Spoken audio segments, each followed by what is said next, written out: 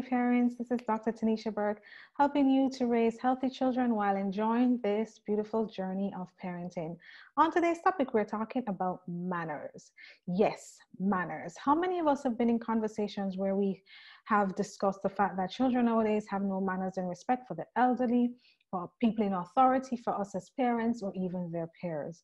So what we're going to talk about is what we can do as parents to ensure that our little ones are the exception, and that no matter where they are and who they're interacting with, that they always exemplify manners and respect. So what are some things that we can do to ensure that? Number one, parents. Are you your children's role model? Do you exemplify good manners?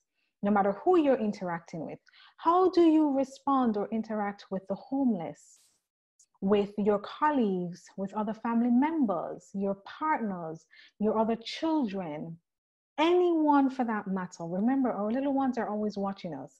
So if you're disrespectful and unkind to, for example, somebody who's homeless, you cannot expect that your children are going to learn to be kind and empathetic to someone who's less fortunate than them. So what are you teaching your children based on how you interact with your environment? So make sure that you are saying please, thank you, excuse me, pardon me, as you interact with everybody, whether it's someone who is homeless or someone who's a big executive making millions of dollars. Okay. Number two, take time to teach. Children, especially toddlers, they need time to practice. So make sure you provide all the opportunities. So if they're playing with you, to say thank you, excuse me, pardon me, and so on. Give them the opportunity. And part of that opportunity with teaching is to have family dinners.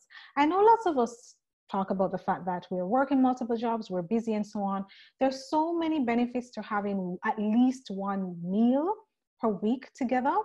And this is one of the benefits. When we're sitting at the table, we're practicing how to eat with our utensils, or we're practicing how to interact with each other, how to ask for a meal or something on the table to be passed on to us. Or when we give someone something, what do they say? Also to teach them how to say, may I be excused from the table when they want to leave the table if they're finished with their meals and so on. So use the family dinners as ample space to practice having manners. Next thing, have others on board. So all family members, older siblings, the other spouse or parent, grandparents, aunts, uncles, make sure it's a communal practicing event. So no matter what, your children will learn that having good manners is something that represents our family. The next thing that you can do as well is to role play. Children tend to be more confident in exemplifying certain behaviors that they're used to. So you might role play, how would you interact if you want a toy from someone in the playground? Okay, I have the toy that you want. Come, try to get the toy from me.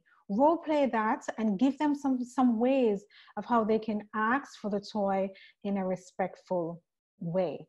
And the final tip, parents, is to make the small moments count. So when you see, especially your little toddlers, saying thank you and excuse me and pardon me, give them a high five and let them know, hey, I noticed that you said thank you to Billy when he gave you the toy. Job well done. You're really improving. You're doing better every day.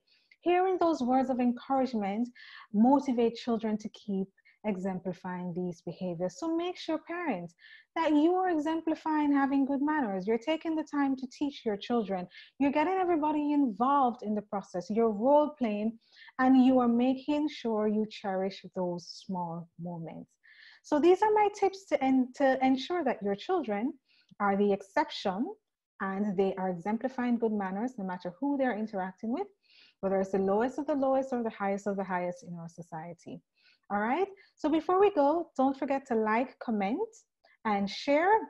I'd love to hear your experience about teaching your children, about having good manners, and also your experience with children who do not have good manners. If you have a parenting tip or parenting problem that you'd like me to solve, you can send me an email at info@tanieshaburke.com. You can leave it in the inbox box as well, on Facebook, or you can leave it in the comment section and I will address it for you. So thank you for tuning in, and I look forward to seeing you again when we tackle another parenting challenge. Take care. Goodbye for now.